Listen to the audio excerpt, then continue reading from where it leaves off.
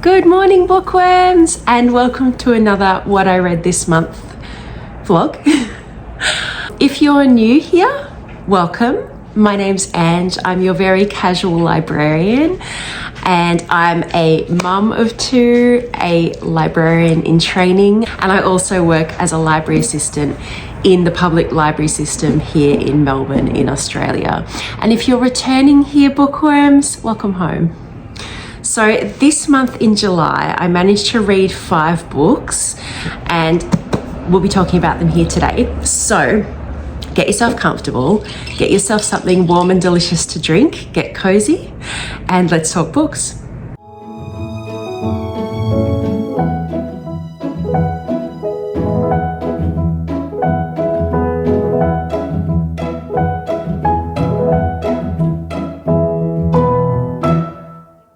So the first book that I finished in July was If You Ask Me by Libby Hubscher.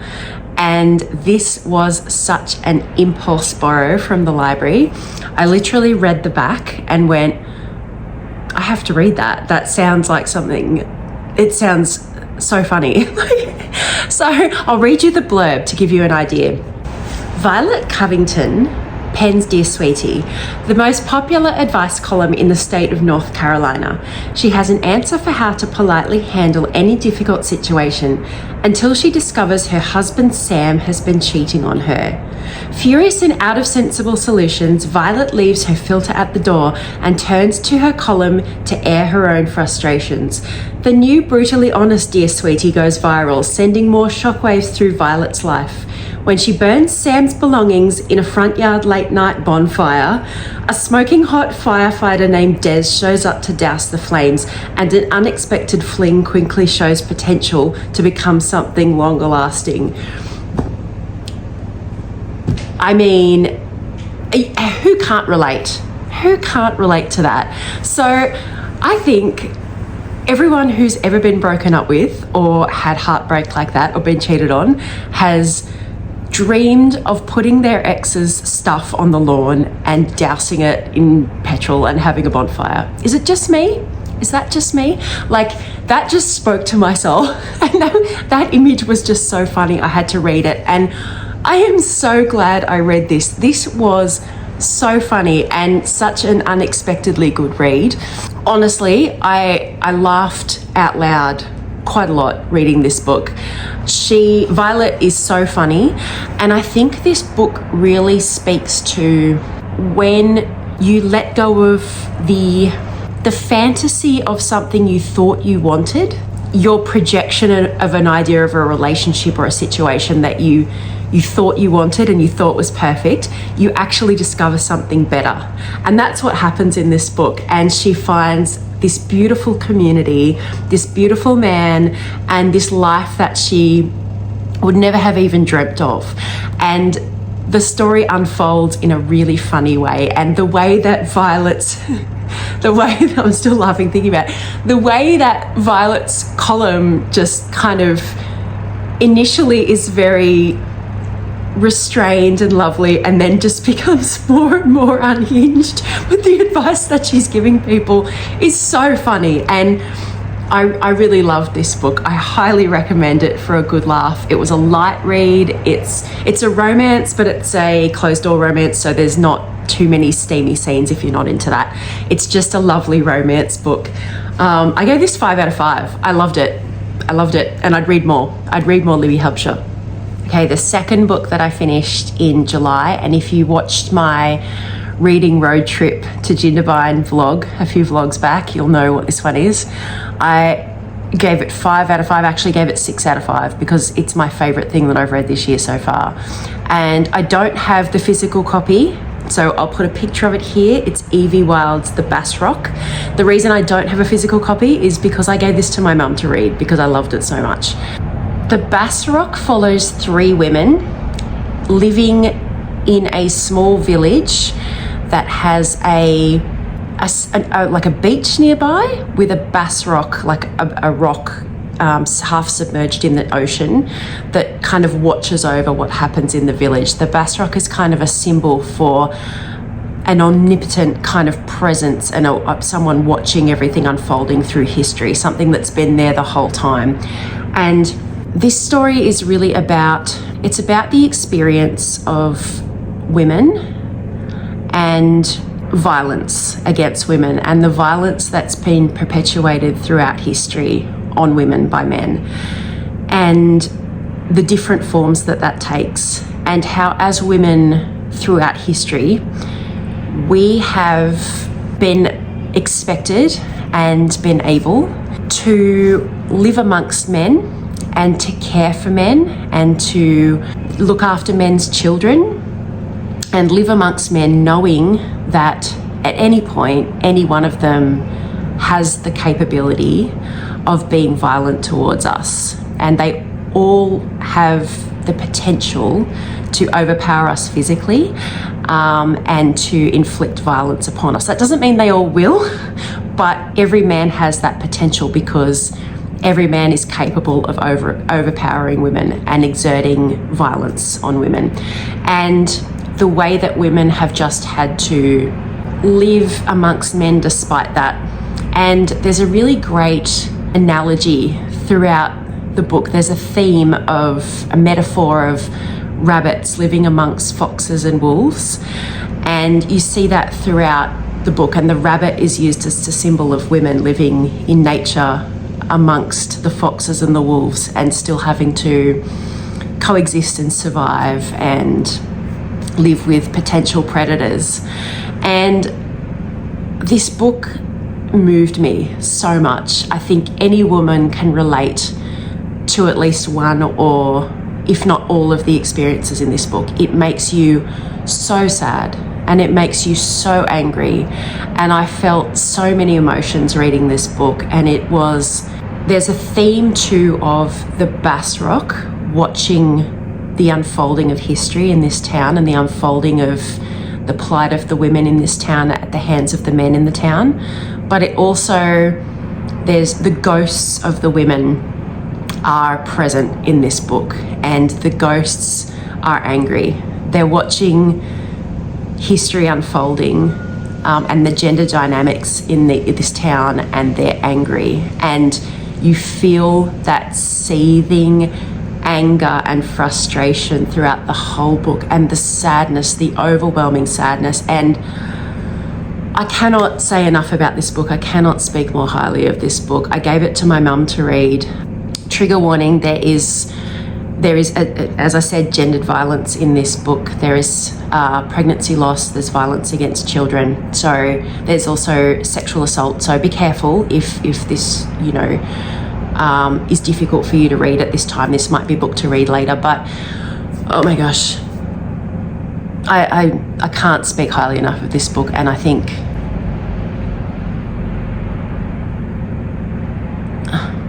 I've run out of words. I highly recommend reading this. Oh, I'm getting choked up. I'm getting choked up even thinking about it, because I wish I could read it for the first time again. It's one of those books. And yeah, Evie Wyld's The Basrock, definitely highly recommend, but be careful if you're about to read it. If you're feeling fragile, maybe it's not the book for now. But if you're feeling like you want to read something really moving, 6 out of 5. One of my favorite things I've read. Oh, definitely the favorite thing I've read this year. One of my top books ever, I think. I loved it so much. A bit of a different pace, but the third book that I finished in July was Lee Christine's Crackenback. This is the second of a trilogy of books set in the high country of Australia. I've actually read the first one, which was Charlotte Pass, and I haven't read the third one, which is Dead Horse Gap. But you could read them. They really do function as standalone. The characters carry throughout the series, but these are different stories. So I don't think you have to read Charlotte Pass to read this one, but the characters are the same. So this book follows Pierce Ryder and Detective Flowers, who are a couple of police officers who work in the high country of Australia between there and Sydney. So they've been sent to Crackenback, which is a place in the high country. It's right near Jindabyne, which I was staying at while I was reading this, and the New South Wales high country, the New South Wales Snowy Mountains. And we have an escaped convict who they suspect has committed some murders, and we suspect that he is hiding in the high country area, in the Crackenback area, because two characters from the previous book, whose names are Vanessa and Eva, they're sisters, so they both live in the area, and Eva is one day visited by a vigilante man who holds her hostage in her lodge, and she also has a small daughter who is holding hostage. And at first she's terrified and thinks she's under threat from this man. But before long she realizes that this man knows her from her past, and he is actually trying to protect her from the escaped convict that those police officers that I spoke about before are chasing. He's in the area and he's targeting Eva. So the two stories are connected, and we follow these two parallel stories of the two detectives trying to find this fugitive, and Eva and her daughter being imprisoned in the lodge with a man who's trying to protect them from the same man. So it was such a good book, and the two parallel stories bounce off each other really well. If the characters are familiar from the last book, so that helped me because there is a connection between them, but you don't have to know that to enjoy this story. It's a thriller. I gave it a 4 out of 5, but it was a really good read to be reading in the snow when I was there.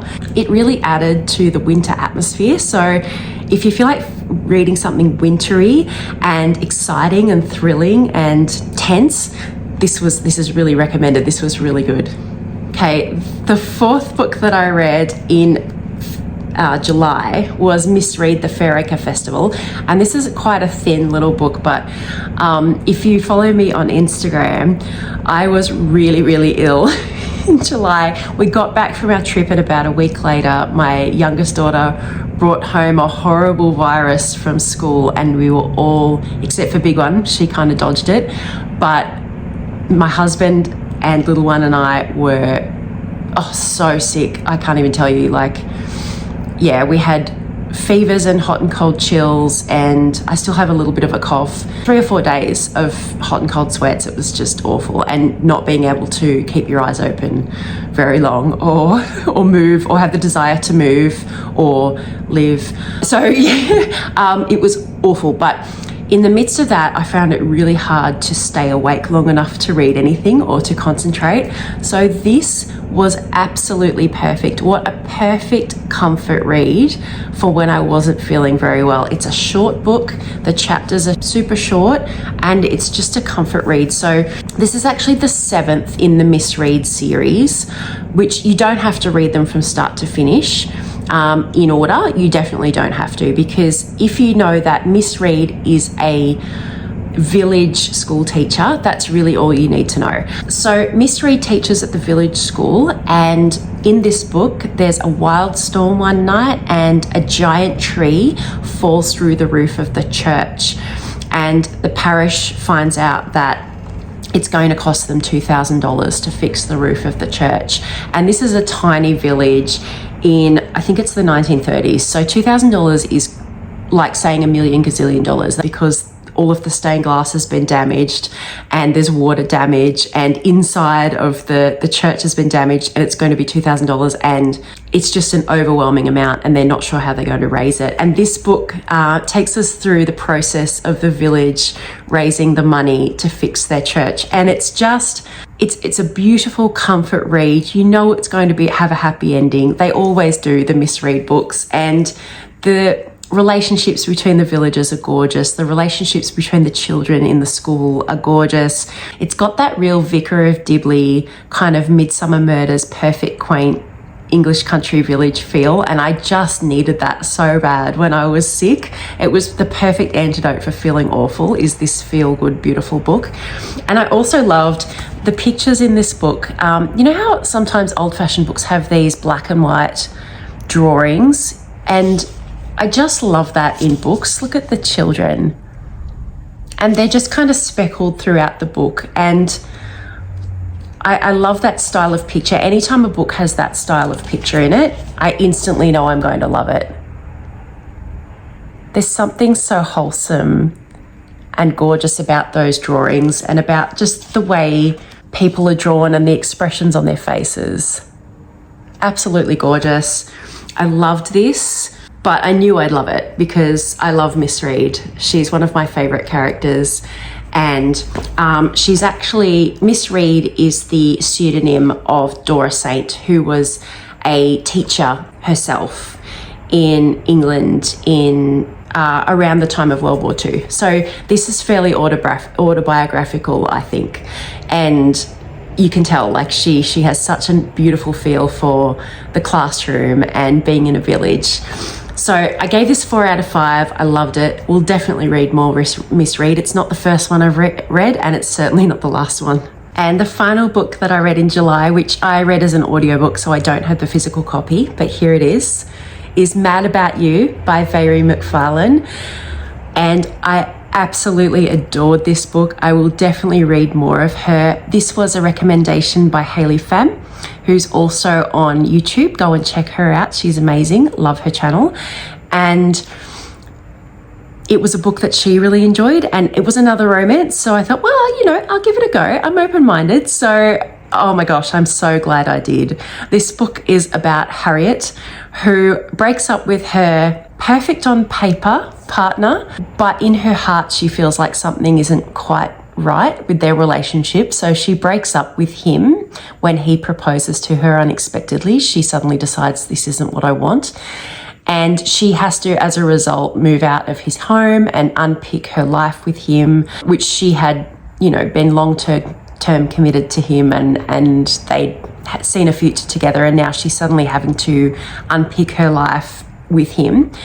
So she moves into a flat with a complete stranger, a young man, and upon meeting the man, she realizes that she actually does know him, and she knows him from a very unfortunate circumstance. So there's that instant social awkwardness in their relationship, that the reason Hattie knows him is she has not met him in his best circumstance, let's just say. So she's moved into this house with this stranger, and she's trying to get her life settled with this very awkward, strange circumstance.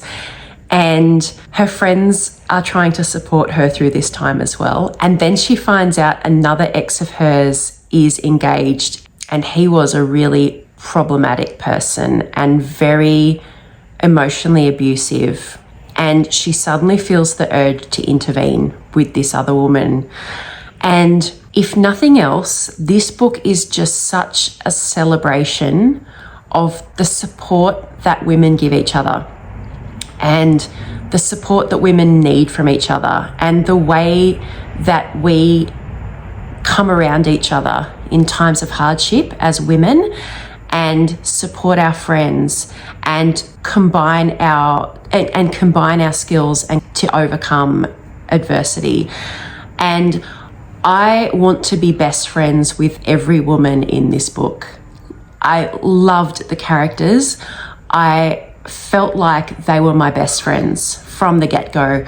The women are so funny, they're so witty, their relationships with each other are so beautiful, and it really made me miss some of my female friends. It really is an ode to female friendships, this book. It's not really, it is a romance to a degree, but this book is really about the romance that women have with their friends. And I loved it. I loved it so much. Mhairi McFarlane, and I'm not sure if I'm pronouncing that right, but I will definitely read more of her books because I loved the way she wrote these relationships between these women. I loved the dialogue between them. I loved the honesty between them, and I loved the way that they support each other and love each other. And we need more of that. We need more of women loving on each other and being each other's friends and supports and champions. And I adored this book. Highly recommend. 5 out of 5, hands down. Will definitely read more, for sure. So that's everything that I read in July. I'm actually nearly finished something else, but it didn't quite make it into July's list, so it'll be in August's I read this month vlog. I'm so excited about next week's vlog, guys. I've been waiting so long to do this vlog, and I had to get permission to do it first, so I had to wait for a little bit. But my members over at Buy Me a Coffee, they already know about this. I've already been talking about this over there with my members, but I can finally reveal it that I'm currently on work placement. So as part of my master's course to become a fully fledged librarian, I have to undertake 10 days roughly of 10 full-time days of work. But I already work in the public library industry here in Melbourne. So the caveat is that you can't work in a information profession that you already work in. So I had to find something else. So I was looking for all these different places and museums, and I investigated a whole bunch of, and my first choice kind of fell through. So that was a bit disappointing. But I lucked out. I got a placement at the Leaper Library, which is an academic library at Trinity College at the University of Melbourne. And guys, bookworms, friends, booksters, this place is like going to work at Hogwarts every day.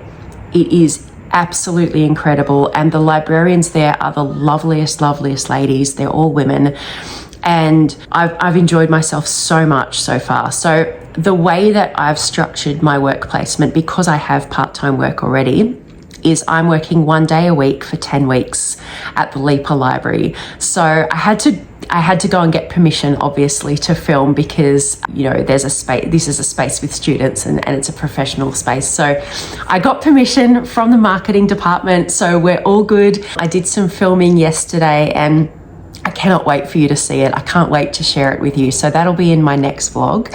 So don't forget to like and subscribe to my channel so that you can see the upcoming vlogs in the Leaper Library. They're going to be dark academia, light academia, chaotic academia. They've got a stack selection. They have books there dating back to the 1400s. Like, this place is so special. It's so beautiful. So I feel so privileged to be able to film there and to be able to share it with you. So stay tuned for that. And if you haven't already, go and do something nice for yourself today. Go and take a walk out in the beautiful sunshine in nature. And I went for a walk this morning, and it was so wintry and clear and cold and crisp, and Bluebell loved it. I loved it. It was such a treat, and I just put my earphones in and looked at the scenery and moseyed along, and it was so nurturing. So if you can get outside for a walk today, I highly recommend doing that. But make sure you treat yourself well and be your own best friend. So I'm going to go and edit this and get this uploaded for this week's vlog, and then go and work on my first Trinity College Leaper Library vlog for next week. You guys are going to love it. So I will catch you in that next vlog.